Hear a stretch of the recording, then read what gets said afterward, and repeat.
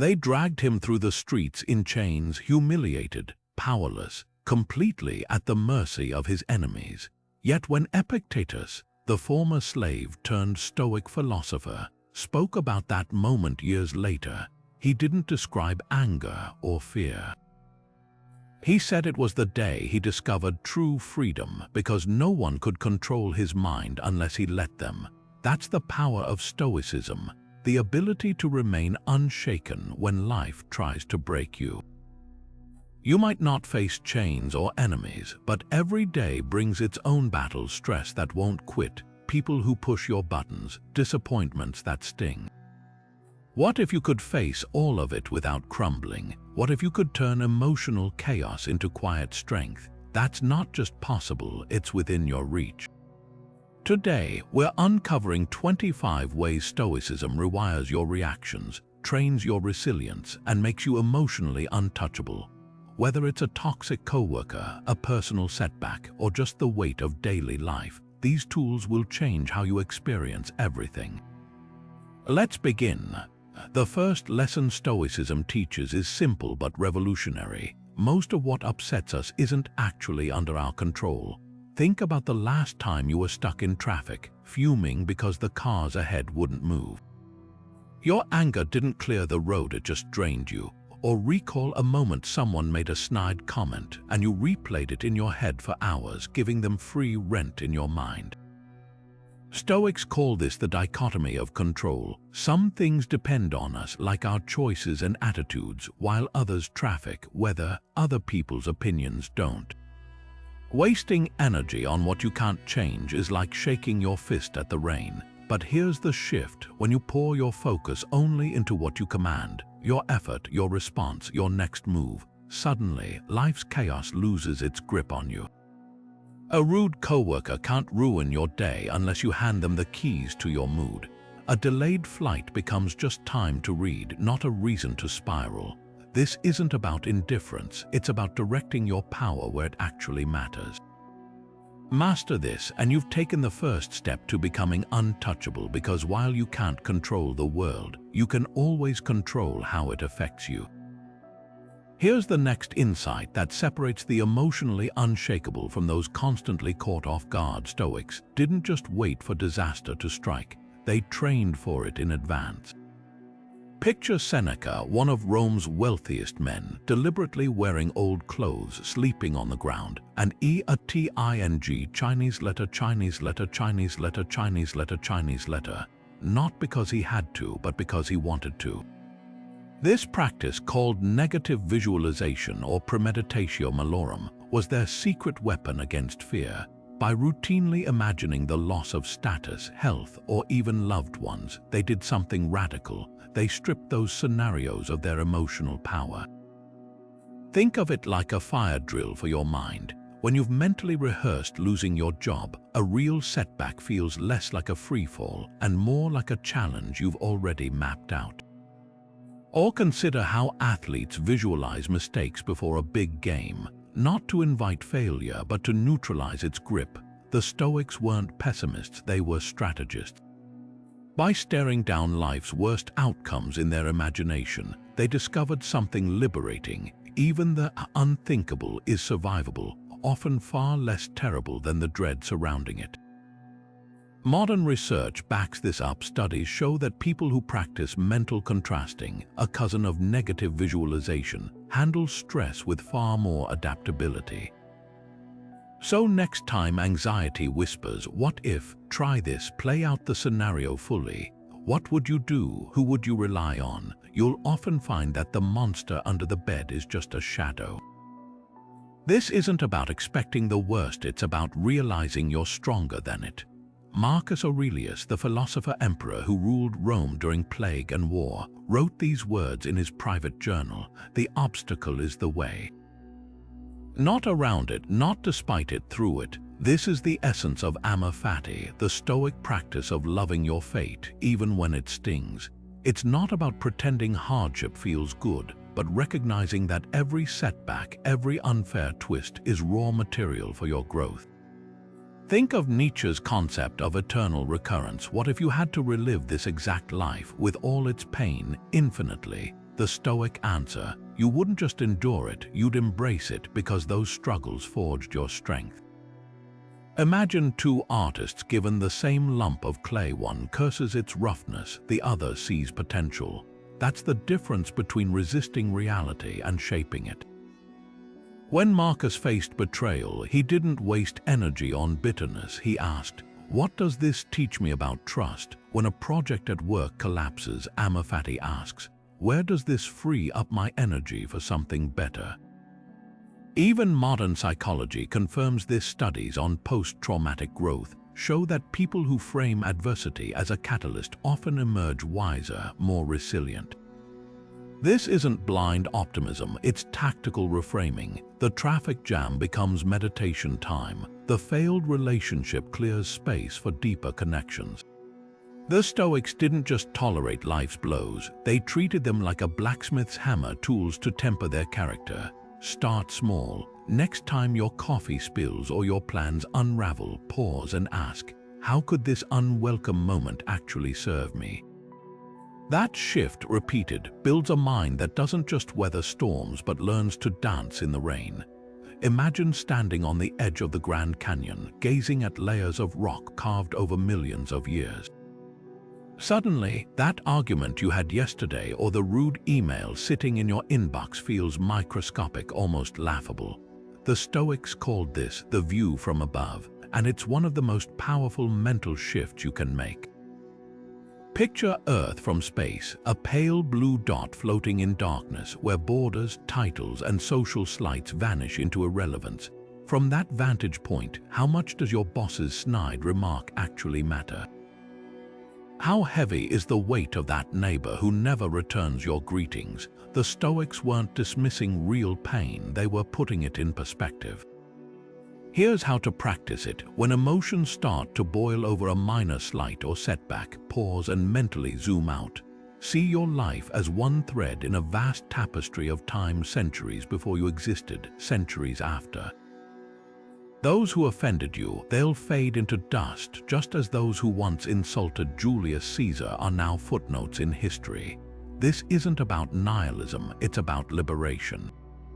By seeing the bigger picture, you stop handing your peace over to things that, in the grand scheme, barely register. Astronauts often describe the overview effect, a profound shift in awareness after seeing Earth from space. One look at that fragile, borderless planet, and political squabbles, grudges, and ego battles instantly seem petty. You don't need a rocket ship to access this clarity. The next time you catch yourself fuming over something trivial, ask, will this matter in 5 years, 5 months, even 5 hours? Most conflicts shrink under that lens. Stoic philosopher Marcus Aurelius wrote in his private journal about visualizing the court of Augustus, now dust and ashes. The emperors, the scandals, the wars, all gone, just whispers in the wind. And yet, here we are, letting a bad commute or a passive-aggressive comment hijack our sanity. Try this tonight. Step outside, look up at the stars, and let that vastness recalibrate what truly deserves your energy. The universe doesn't care about your parking ticket. Why should it dominate your mind? Emotional resilience isn't about hardening your heart, it's about choosing where to place your attention. Master this shift and suddenly, the things that once derailed you become nothing more than background noise. The Stoics didn't just think, they wrote. Not poetry or grand speeches, but raw, unfiltered notes to themselves. Marcus Aurelius' Meditations was never meant for publication. It was his private journal, a mirror held up to his own mind.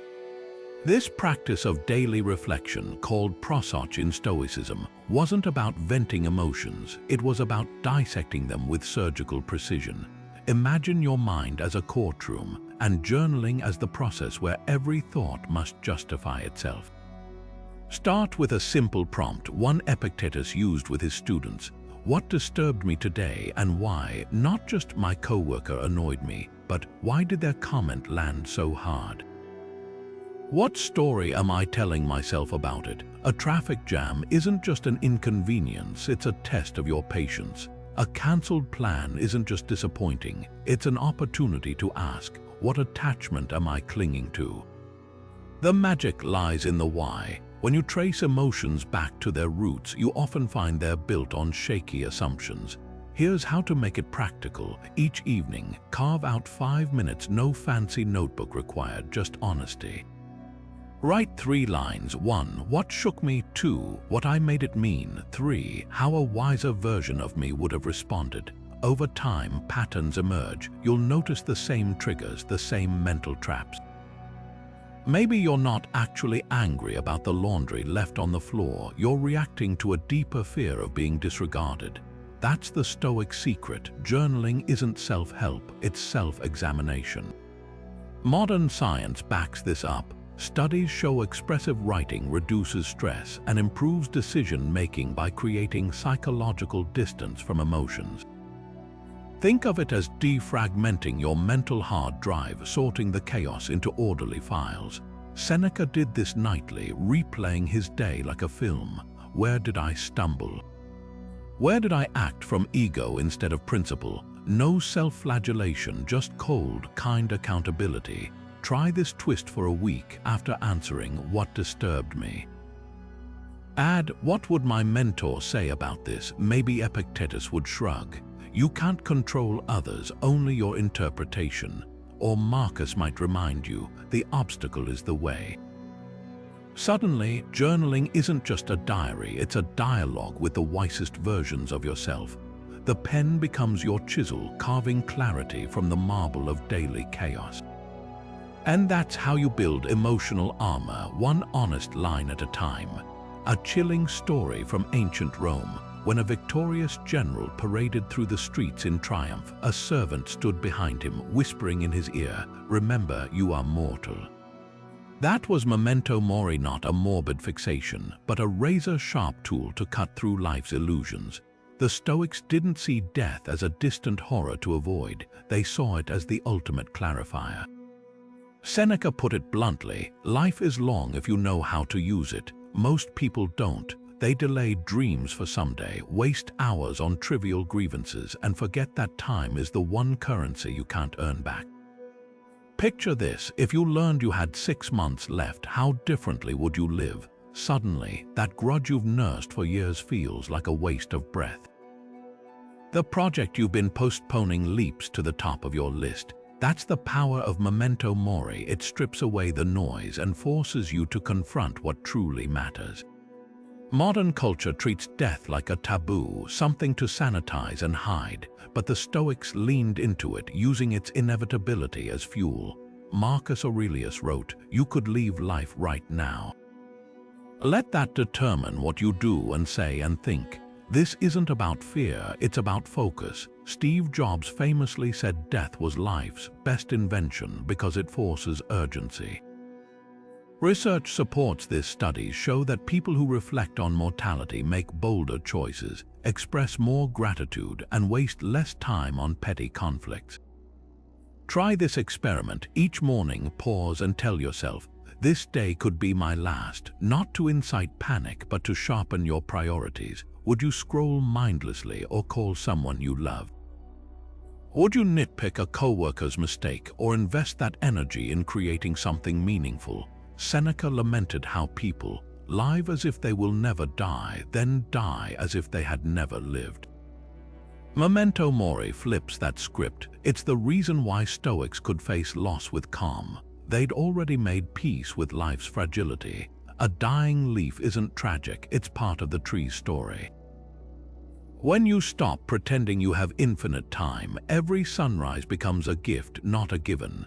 Start small. Next time you catch yourself sweating the small stuff, whisper, "Will this matter on my last day?"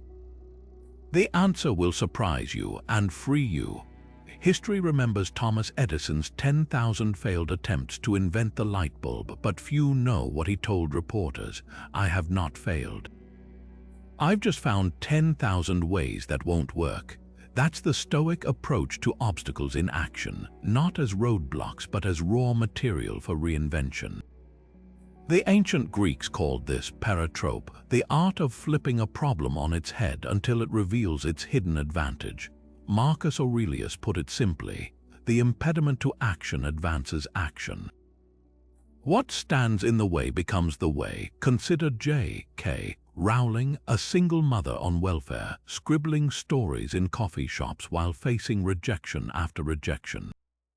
12 publishers turned down Harry Potter.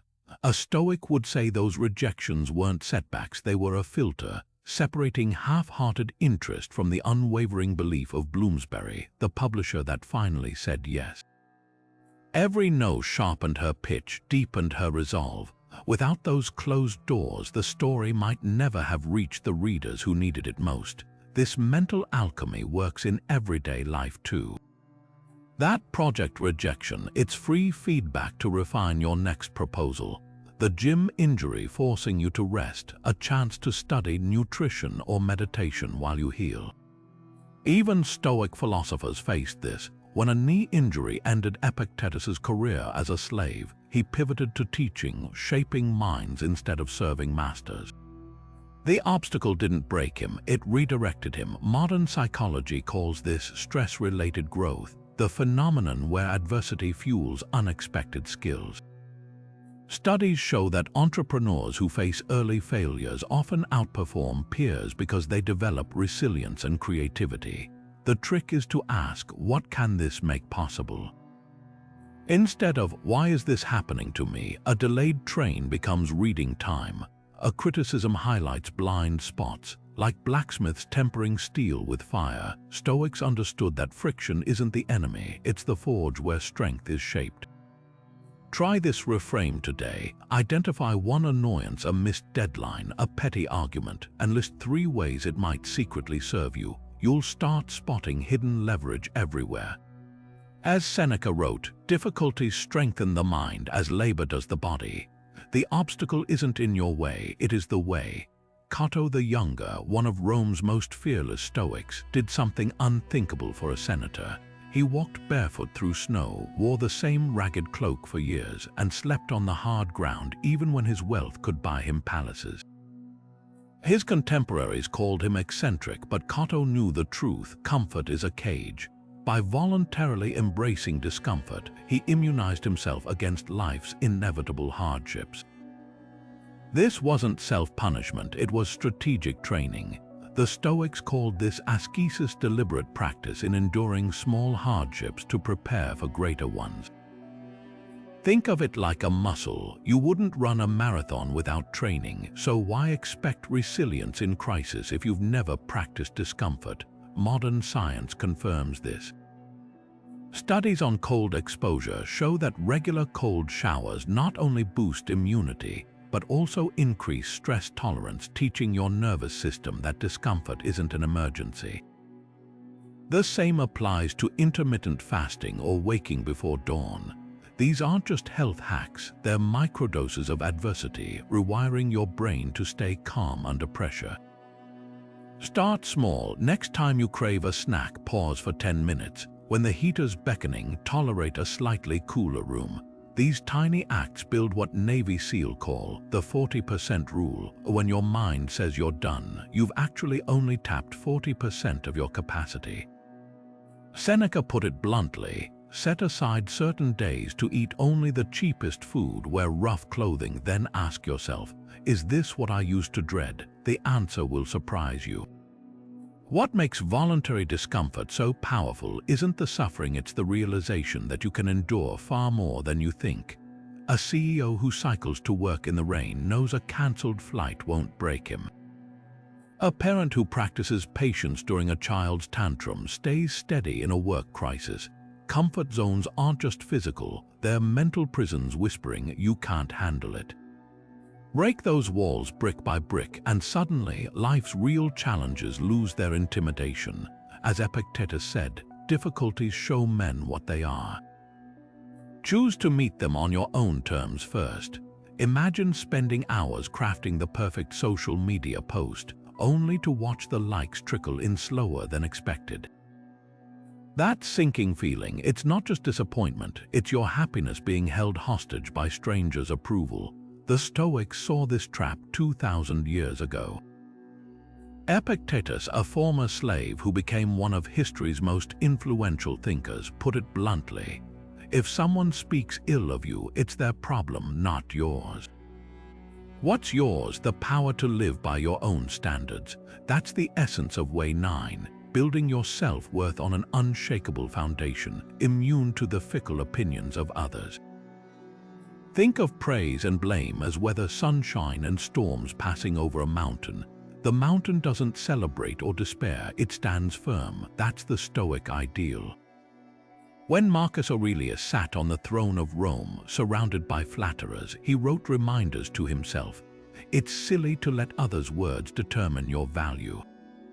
Even bronze statues eventually tarnish. Why chase what fades? Today, we've replaced statues with Instagram metrics, but the principle remains. Every refresh for notifications, every edit to please an audience is a tiny surrender of your autonomy. Here's the shift. Redirect your focus from "do they like me" to "am I acting with integrity?" A modern Stoic might delete a tweet not because it's unpopular, but because it doesn't align with their principles. Social media isn't the enemy, it's the mirror showing where you've outsourced your confidence. Studies reveal that people who base their worth on internal values rather than external validation report higher long-term life satisfaction. They're like trees with deep roots. No storm of criticism can uproot them. Practice this today. Next time you're tempted to seek praise, whether for a work project or a selfie, pause. Ask, would I still do this if no one applauded? The answer separates performance from purpose. As Seneca warned, he who is enslaved to fame is chained to a shadow. Detachment isn't indifference, it's freedom. When applause comes, enjoy it lightly. When silence follows, keep walking. Your worth was never meant to be a crowdsourced decision. Here's a speeding car cutting you off in traffic. Your chest tightens, hands grip the wheel, maybe a choice word escapes your lips. That split-second flare of anger. That's reaction. Now picture the same scenario, but this time you take a slow breath, loosen your shoulders, and let it go without a ripple. That's response, and it's the difference between being ruled by emotions and ruling them. Marcus Aurelius, who faced literal backstabbers in Roman politics, wrote in his private journal, "You have power over your mind, not outside events. Realize this and you will find strength." The Stoics mastered what modern psychology calls the pause and plan response. Neuroscientists have found that when triggered, the amygdala, your brain's alarm system, floods your body with chemicals in milliseconds. But here's the secret: those chemicals take 90 seconds to dissolve. That's your window. Ancient Stoics didn't know about brain chemistry, but they knew this truth. Between what happens to you and what you do next, there's a space. And in that space lies your freedom. Try this today. The next time an email makes your blood boil or a colleague pushes your buttons, institute the 3-breath rule. Before speaking or typing, inhale for 4 counts, hold for 4, exhale for 6. This isn't just calming, it's strategic. With each breath, you're activating the prefrontal cortex, the brain's CEO, overriding the emotional hijack. Epictetus, who endured slavery before teaching emperors, put it plainly. It's not what happens to you, but how you interpret it that matters. That interpretation happens in the pause. History remembers Abraham Lincoln's hot letters, scathing drafts he wrote to incompetent generals during the Civil War, then locked in a desk unsent. He understood what the Stoics taught: reactions are temporary, consequences permanent. Modern research shows that leaders who practice this kind of deliberate delay make better decisions under pressure. Your version might be a 5-minute walk before replying to a provocation, or jotting down your initial rage in a notes app instead of a text thread. The tool doesn't matter, the discipline does. Start small. Tonight, replay one moment where you reacted automatically. Ask, what if I'd paused for just 10 seconds?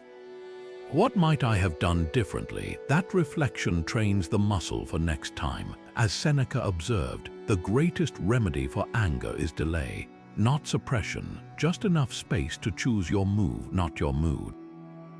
Master this, and you've stolen back control from a world designed to keep you reacting. Picture standing at the edge of a stormy sea, waves crashing, winds howling, but beneath your feet lies solid rock. That's what living by virtues feels like in a chaotic world. The Stoics didn't just admire qualities like courage or fairness. They built their lives around them, using these principles as unwavering guides when emotions threatened to sweep them off course. Zeno, the founder of Stoicism, lost everything in a shipwreck before turning to philosophy. Instead of drowning in self-pity, he asked, "What kind of person will I choose to be now?" His answer, anchored in honesty, resilience, and curiosity, didn't just rebuild his life. It sparked a movement that would outlast empires. Here's how to make this practical for you. Start by naming your non-negotiables, not vague ideals like be kind, but specific, actionable virtues. For Marcus Aurelius, it was duty. For Seneca, it was wisdom in the face of corruption. Yours might be integrity when others cut corners, or patience when everything demands urgency. Write them down like a personal constitution. Then, when stress hits or temptations arise, pause and ask, what would the person I aspire to be do here? This isn't about perfection, it's about alignment. A modern Stoic might decline a shady business deal not out of fear, but because it violates their virtue of justice. A parent might choose calm discipline over anger because their guiding principle is self-mastery. History offers a stark example. When Cato the Younger was offered a bribe to drop his opposition to Caesar, he didn't agonize. His virtue of incorruptibility made the choice instant. No internal debate, no regret. That's the power of predefined values. They turn moral gray areas into clear yes or no decisions. Research supports this too. Studies show people who articulate core values experience less decision fatigue and higher confidence because their compass is always set. Try this today. Pick one virtue to test drive for the next 24 hours. If it's courage, speak up in a meeting instead of staying silent. If it's compassion, listen fully to someone without interrupting. Notice how it shifts your emotional footing. As Epictetus said, first say who you want to be, then do what you have to do. Your virtues aren't just ideals, they're the levers that lift you above reactive emotions, making you untouchable to chaos. Because when you stand on that rock, no storm can knock you down.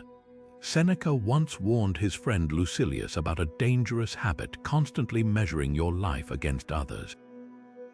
He called it the madness of crowds, where people chase things not because they truly want them, but because they see others grabbing for them. Picture a Roman trader who's perfectly content with his modest villa until he attends a banquet at a senator's palace. Suddenly, his home feels small, his meals plain, his clothes dull. That gnawing dissatisfaction, that's envy's poison. The Stoics knew this trap well. Comparison doesn't just steal joy, it fractures your ability to appreciate what you already have. Fast forward 2,000 years and the game hasn't changed, only the arena. Scrolling through social media is like walking through an endless banquet of highlight reels. A friend's tropical vacation, a colleague's promotion, a stranger's perfectly curated kitchen, each one a silent whisper. Why isn't this yours? Psychologists call it FOMO, but the Stoics would recognize it instantly. The same old madness, now amplified by algorithms. Here's their countermove. Instead of asking, how do I stack up? Ask, what's enough for me? Marcus Aurelius wrote in his journal, the wealthiest man is not he who has the most, but he who needs the least. That doesn't mean rejecting ambition, it means defining success on your own terms. When Seneca noticed peers flaunting their riches, he practiced voluntary simplicity, wearing plain clothes, eating modest meals, not to punish himself, but to prove that his peace wasn't negotiable. Modern research backs this up. Studies show that people who limit social comparison report higher self-esteem and life satisfaction.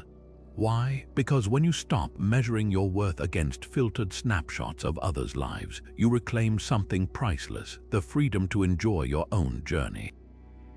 Try this experiment for 1 week. Note every time you feel envy, not to judge it, but to trace its source. Was it a coworker's new car or your own unmet expectation? Often, the sting reveals more about your insecurities than their achievements. Epictetus offered a razor-sharp question: why should someone else's possessions disturb you? Your neighbor's bigger house doesn't shrink yours. A friend's engagement doesn't make your singlehood a failure. The Stoics weren't against ambition. They were against letting others' lives dictate yours. So next time that green-eyed monster stirs, remember Seneca's advice. The crowd is a bad mirror for your soul. Step away from the distorted glass and suddenly your reflection clears. True contentment isn't found in outshining others, it's found in outgrowing the need to compare at all. Ancient Stoics saw speech not just as communication, but as currency, each word spent either investing in wisdom or draining your peace. Epictetus, who taught some of Rome's most powerful figures, had a brutal rule for his students. Before speaking, ask yourself, is this necessary? Is it true? Is it kind? If any answer was no, silence became the default. This wasn't about suppression, it was about preserving emotional energy most people leak through compulsive chatter. Imagine your mind as a fortified city. Every idle complaint, every piece of gossip is another gate left open for chaos to enter. Modern life bombards us with opportunities to weigh in, group chats buzzing with hot takes, co-workers rehashing office drama, even strangers online demanding your opinion on everything. The Stoic alternative: train yourself to listen like a sponge, not react like a sprinkler. Think of the last time someone vented to you. Did jumping in with advice actually help, or did it just escalate their emotion? Contrast that with a rare person who just listens, creating space for clarity to emerge. That's the power of intentional silence. Studies show people who practice active listening, focusing fully without formulating responses, build deeper trust and navigate conflicts with far less friction. Here's how to apply this today. Next conversation, try the 3-second rule. After someone finishes speaking, let 3 heartbeats pass before responding. In that pause, magic happens. You stop reflexively defending or one-upping and start truly hearing. Marcus Aurelius scribbled reminders about this in his journal. Ask yourself, what part of this is up to me? The answer is usually my response. Social media conditioned us to mistake visibility for value, but real influence often grows in quiet observation. The employee who speaks less but listens more, they're the ones who spot solutions everyone else missed in the noise. This isn't about becoming a wallflower, it's strategic restraint. When Seneca advised, let your speech be rare and meaningful, he was describing emotional armor. Fewer words mean fewer regrets, less entanglement in other storms, more energy for what matters. Try this experiment for one day. Tally how often you speak just to fill silence or assert your presence. The results might shock you and reveal how much peace lies in the spaces between words.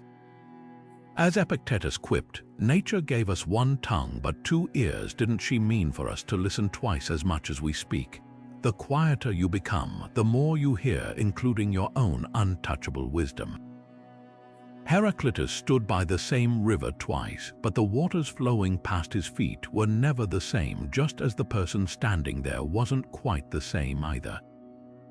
The Stoics took this observation and turned it into emotional armor. Everything is in motion. The promotion you're celebrating today, it will fade into routine. The heartbreak keeping you up tonight, it will soften with time. This isn't pessimism, it's liberation. When you internalize impermanence, you stop clutching happiness like sand in a clenched fist and start flowing with life's natural rhythm. The ancient Persians had a saying whispered to kings in moments of triumph and despair alike: "This too shall pass." That simple phrase contains a profound truth. The very nature of reality is change. Buddhism echoes this with the concept of anicca, the certainty that all things arise and dissolve. But here's where Stoicism adds its practical edge. Don't just accept impermanence, use it. When stress mounts at work, remind yourself, this deadline isn't forever. When grief feels unshakable, recall, even this will evolve. Like a sailor who knows storms are temporary, you stop fearing the waves and start trusting your ability to navigate them. Modern psychology confirms what ancient wisdom taught. Studies on affective forecasting show we consistently overestimate how long pain or joy will last. Our minds trick us into believing temporary states are permanent. That's why the Stoics practiced premeditatio temporis, consciously reflecting on time's passage. Seneca wrote letters imagining his own death, not to morbid, but to jolt himself awake to life's fleeting beauty. Marcus Aurelius kept a skull on his desk not as a grim trophy, but as a visceral reminder. What we cling to is already slipping away, so savor it now. Try this shift today. Next time you're stuck in traffic or tangled in an argument, whisper temporary like a mantra. Feel the tension loosen its grip. That difficult coworker they'll transfer. That childhood home you miss, its essence lives in your memories. Even the body you inhabit is shedding cells as you listen. Impermanence isn't loss, it's the space where growth happens. As Heraclitus observed, you can't step into the same river twice, but that's precisely what makes the journey worth taking. The moment you stop resisting the current, you become the water, fluid, adaptable, and utterly unbreakable. The ancient Stoics had a radical stance on pleasure, one that flips modern indulgence culture on its head. While society often equates happiness with constant stimulation, endless scrolling, rich foods, designer purchases, Stoicism teaches something far more liberating: the ability to enjoy life's gifts without needing them to be happy. This isn't about grim self-denial, it's about cultivating apatheia, a term often mistranslated as apathy, but which really means emotional sovereignty, the freedom to experience pleasure without becoming its prisoner. Take Seneca, the philosopher who advised Emperor Nero. He owned lavish gardens and fine wines, yet routinely practiced living on basic bread and water. Why? To prove to himself that his joy wasn't tied to luxury. Modern science echoes this. Studies on hedonic adaptation show that the thrill of a new car or promotion fades within months, sometimes weeks, leaving people chasing the next high. The Stoic antidote: treat pleasure like seasoning. A little enhances the meal, but drowning in it ruins the taste. Contrast this with Epicureanism, often misunderstood as mere pleasure-seeking. While Epicurus valued simple joys like friendship and conversation, Stoics took it further. For them, true freedom lay in indifference, not rejecting pleasure, but holding it lightly, like a butterfly perched on your hand. Clench your fist and it's crushed. Open your palm and it may stay or fly away without disturbing your peace. Here's how to practice this today. Next time you crave dessert, skip it once, not to punish yourself, but to observe. Can I still be content without this? When the impulse to check notifications hits, pause and ask, is this serving me or am I serving the craving? Like a muscle, the more you exercise choice over compulsion, the stronger your emotional resilience becomes. Marcus Aurelius captured it perfectly. The soul becomes dyed with the color of its thoughts.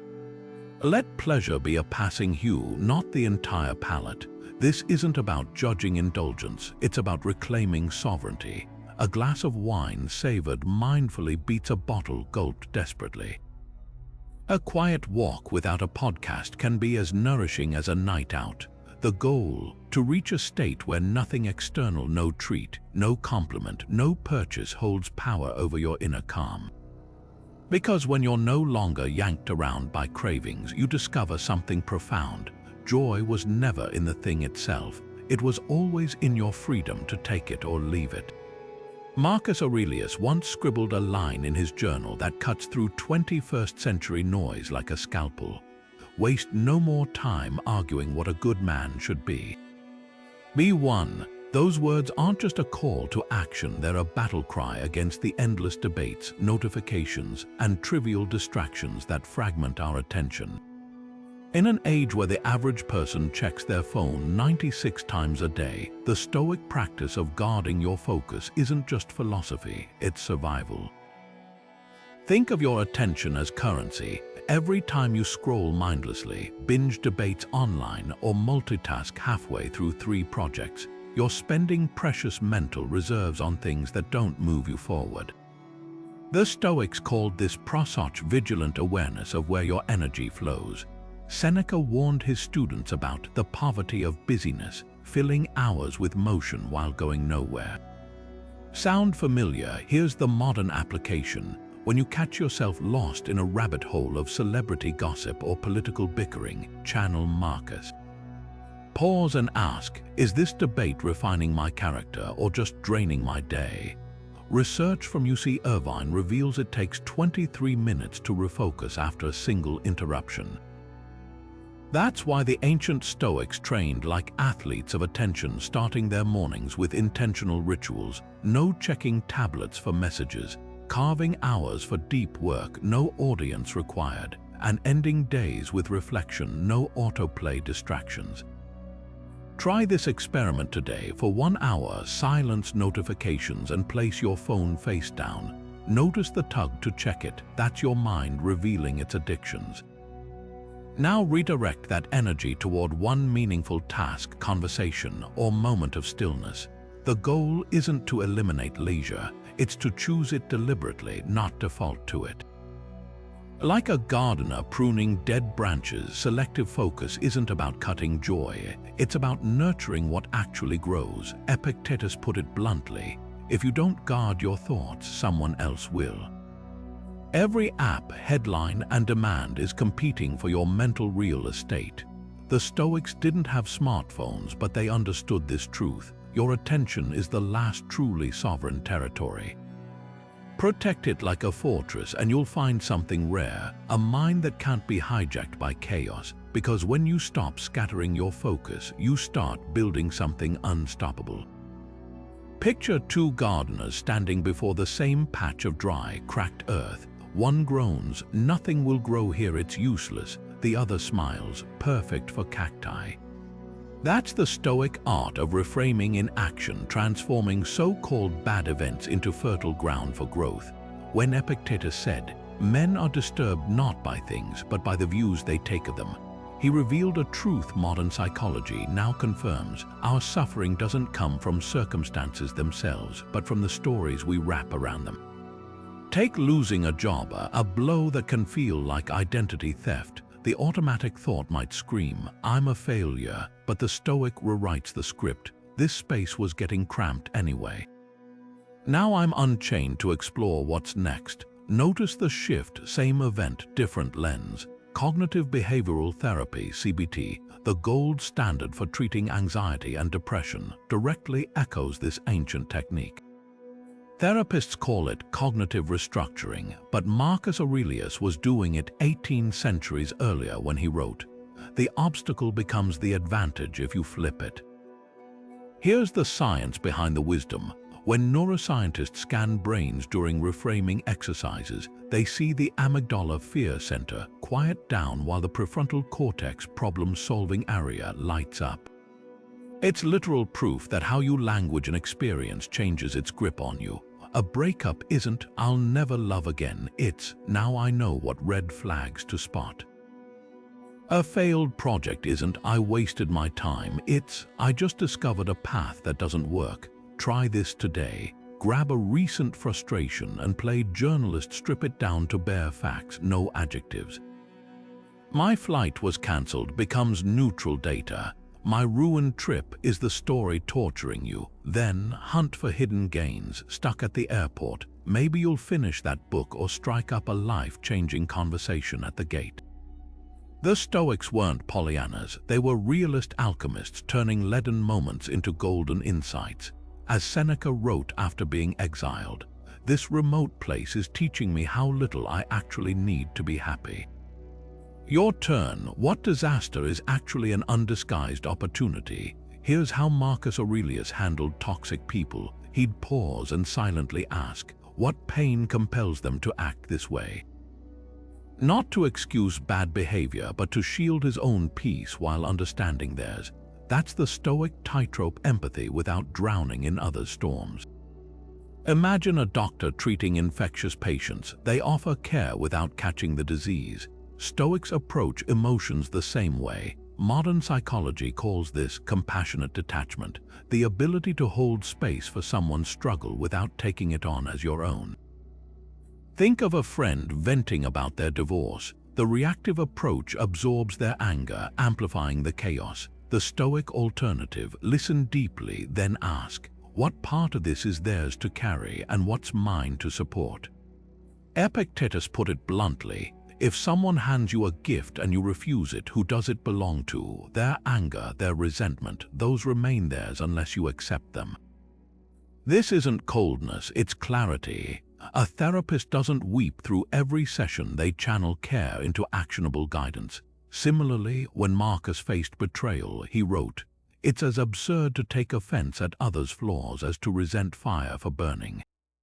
That shift from "how dare they" to "what wounded them" doesn't condone harm, it defangs its power over your mind. Try this reframe today. Next time someone snaps at you, pause and visualize their pain as a backpack. You can acknowledge its weight without strapping it to your own shoulders. Neuroscience confirms this approach. Mirror neurons let us feel others' emotions, but prefrontal cortex awareness lets us choose whether to feed them. The result: deeper connections with less burnout. As Seneca reminded his students, no one becomes a healer by catching every disease. You can hold someone's hand without letting their earthquake shake your foundations. That's the art of being kind without being consumed. Imagine a fitness coach who preaches clean eating but secretly binges on junk food after hours. Their words might sound inspiring, but something feels off because integrity isn't just what we say, it's what we do when nobody's watching. This was Musonius Rufus' battle cry in ancient Rome.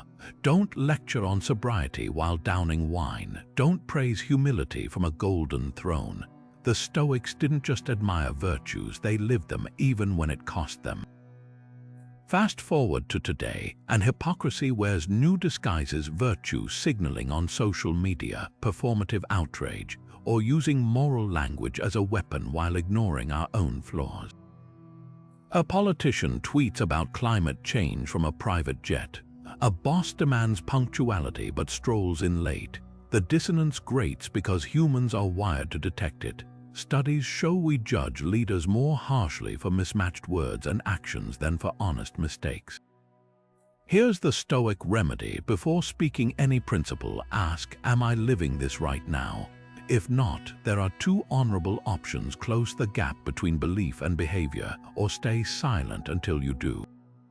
Musonius took this further. He refused to teach anything he hadn't embodied first, even if it meant fewer students.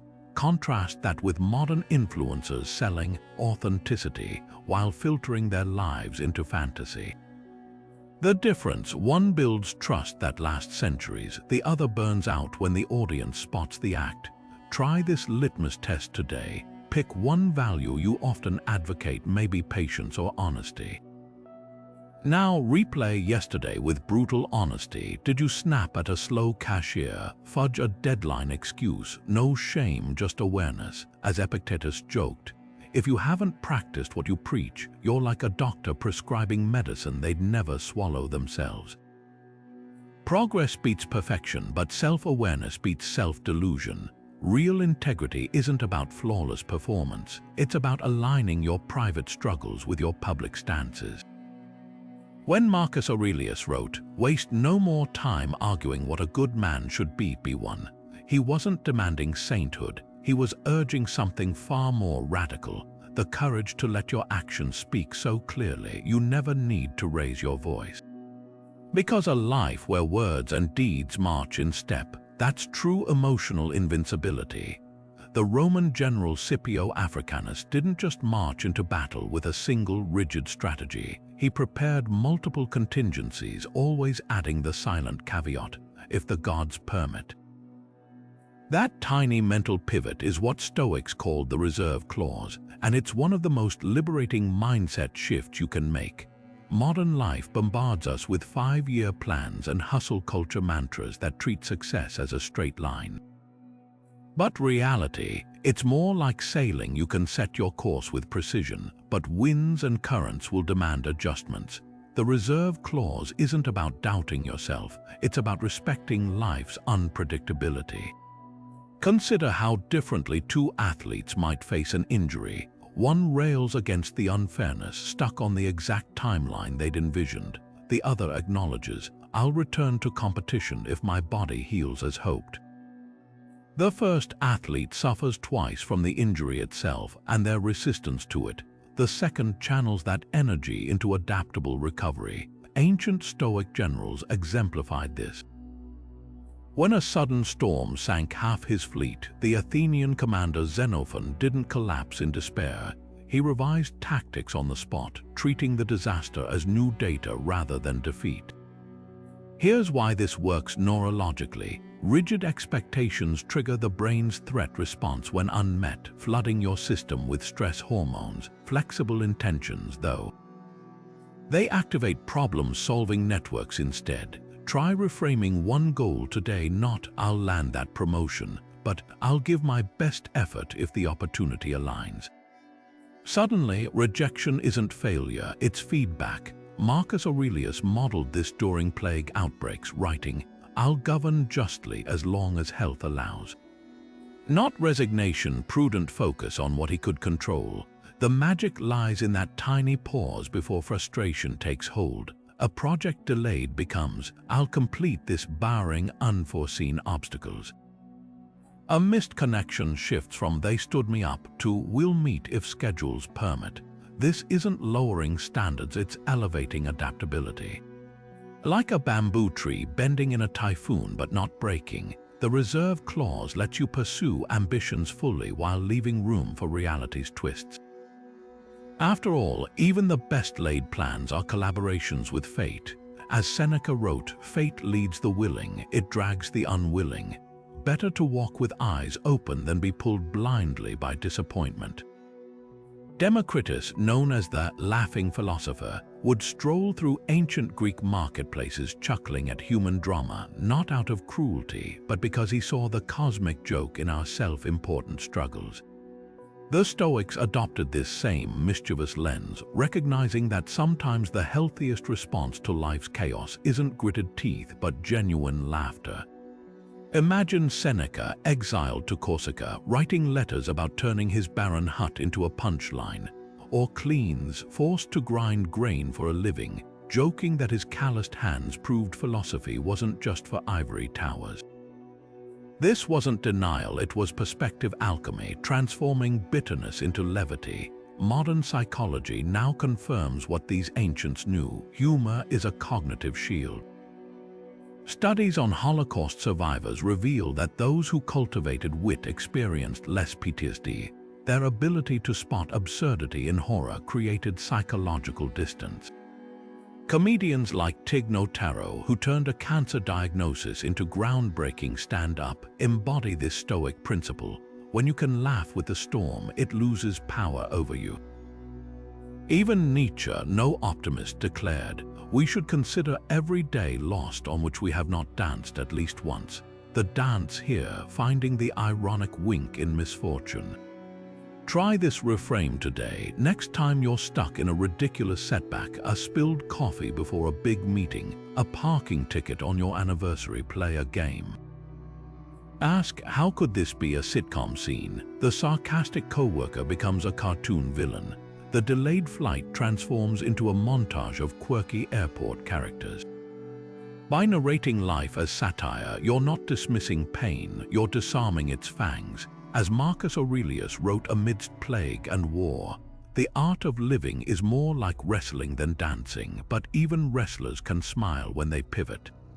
Stand-up comics know this truth. Audiences don't laugh at perfection, they connect with shared flaws.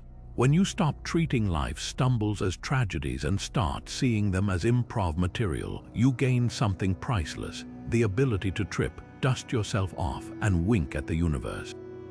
Because ultimately, as Democritus showed, the joke isn't on you, it's for you. and that's how the emotionally untouchable stay light on their feet, even when the ground shakes beneath them. Here's a paradox we've all experienced. Your body is sitting at your desk, but your mind is trapped in yesterday's awkward conversation or fretting over next month's bills. The Stoics called this mental time travel, and they warned it's the fastest way to drain your peace. Seneca observed, "We suffer more in imagination than reality," pointing to a startling truth. Most of our pain comes from replaying what's already done or fearing what hasn't even happened. Take something as simple as public speaking. The actual discomfort, those few minutes on stage, pales compared to the weeks of sleepless nights imagining disasters. Or consider how past regrets, like a missed career opportunity, can haunt you longer than the original disappointment lasted. The Stoic remedy: shorten your time horizon to the width of this moment. When Marcus Aurelius wrote, "Confine yourself to the present," he wasn't dismissing planning, he was stopping the mind from hijacking itself. Modern psychology validates this. Studies on time perspective show that people fixated on the past or future report higher anxiety, while those anchored in the present experience deeper satisfaction. Think of it like driving. Glancing at the rearview mirror past and GPS future is necessary, but staring at either guarantees a crash. The trick isn't to ignore lessons or goals, it's to ground your energy where it actually has power now. Try this today. Set a timer for 5 minutes and focus solely on your breathing.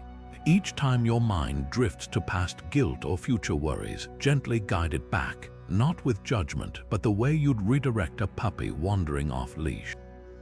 That tiny reset trains your brain to dwell less in fictional tragedies and more in the only reality that exists: this breath, this step, this task at hand. As Seneca reminded his friend Lucilius, the present moment is all you own. Everything else is borrowed time. Master this, and you've discovered a hidden superpower: the ability to live where life actually happens. Diogenes, the philosopher who lived in a barrel and owned nothing but a wooden bowl until he saw a child drinking water with cupped hands and threw even that away, might seem like an ancient extremist.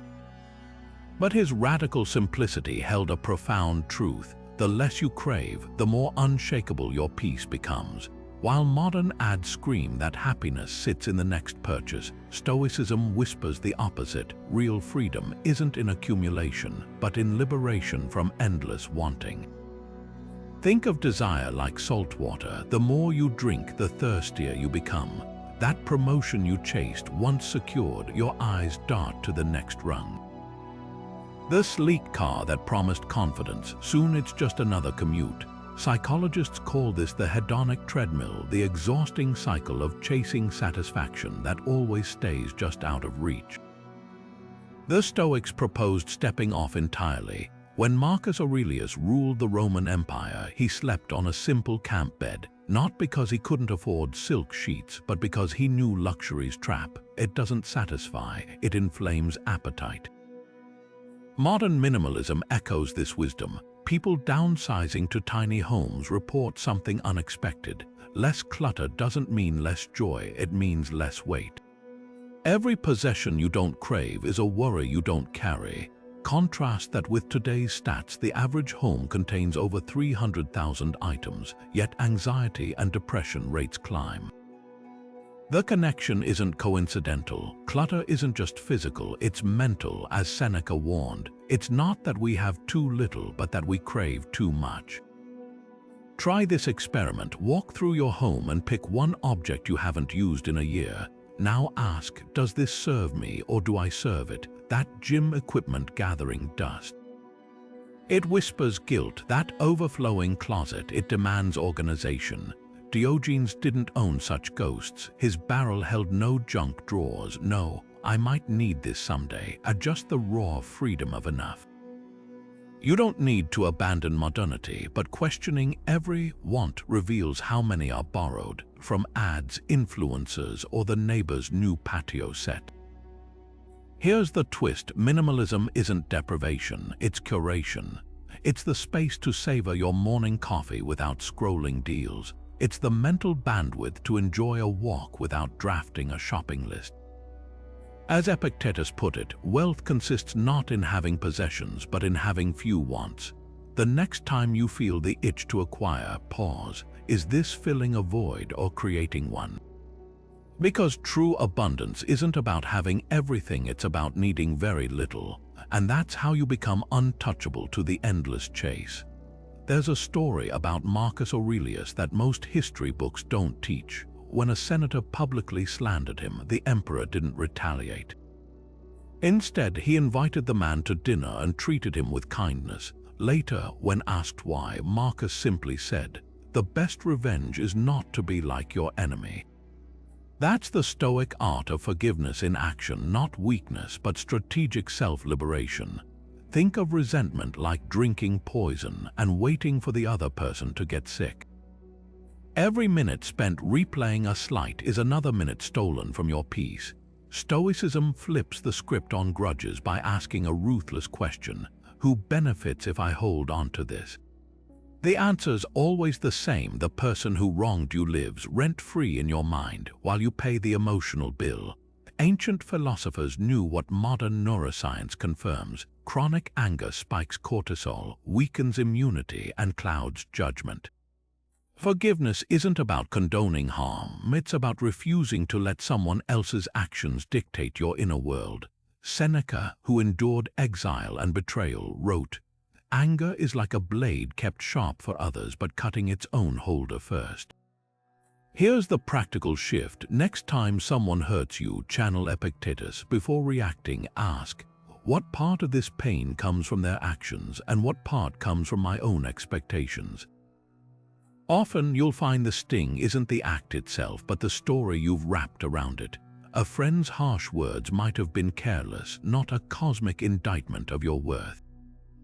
That coworker who took credit for your idea, their insecurity doesn't erase your competence. Try this exercise tonight. Write one grievance on paper, then burn it not as theater, but as a physical reminder that holding fire only burns your hands. Marcus Aurelius kept a journal instead of a hit list, turning wounds into wisdom. When someone offends me, I ask, how have I done the same? That humility doesn't excuse others, it equalizes the playing field. Because in the end, forgiveness isn't a gift to them, it's the quiet declaration that your peace is too valuable to leave in someone else's hands. There's a jarring moment in the film Gladiator where Emperor Marcus Aurelius whispers, "Death smiles at us all." All a man can do is smile back. The Stoics took this idea further. They didn't just smile at death, they let its inevitability shape how they lived. Every morning, they'd ask themselves a piercing question: if today were my last, would I be proud of how I spend it? Not as morbid fixation, but as a litmus test for integrity. Picture this: you're about to make a dishonest deal, cut corners, or snap at someone you love. Then death taps you on the shoulder and asks, is this how you want your story to end? Suddenly, trivial temptations lose their grip. That's the power of memento viva, remembering to live so fully that when the final moment comes, there are no urgent edits left to make. Seneca wrote letters imagining his last day on earth, not to dwell on dying, but to sharpen his way of living. You act like you'll live forever, but the pantry isn't stocked for eternity. Nowhere was this principle more stark than in the death of Cotto the Younger. When Julius Caesar seized Rome, Cotto chose suicide over surrender, not out of despair but defiance. He spent his final hours reading Plato's Phaedo, a dialogue on the soul's immortality, calmly debating philosophy with friends, then taking his own life rather than betray his ideals. To modern eyes, it seems extreme, but the lesson isn't about the act, it's about his unbroken alignment between belief and action until the last breath. As George Washington's troops read Cotto's story to steel themselves at Valley Forge, they weren't romanticizing death, they were honoring the courage to live by conviction. Here's how to practice this without dramatics. Tonight, as you turn off the lights, ask, if I didn't wake up, would today's choices be my desired epitaph? Not every day needs heroics, just honesty. Did you speak truth, show up for someone, resist a petty urge? Those are the quiet victories that stack into an unshakable character. Because here's the secret Marcus Aurelius knew. It's not that you have too little time, but that you waste much of it. Death isn't the enemy, indifference is. So live like every sunset could be your signature on the masterpiece of your life. And if you do that long enough, when the final page comes, you won't need to scramble for a worthy ending. You'll have already written one with every ordinary, extraordinary day. So here we stand, 25 tools forged in ancient fires, but sharper than ever for today's chaos. Each one a lever to pry your peace back from the jaws of distraction, comparison, and fear.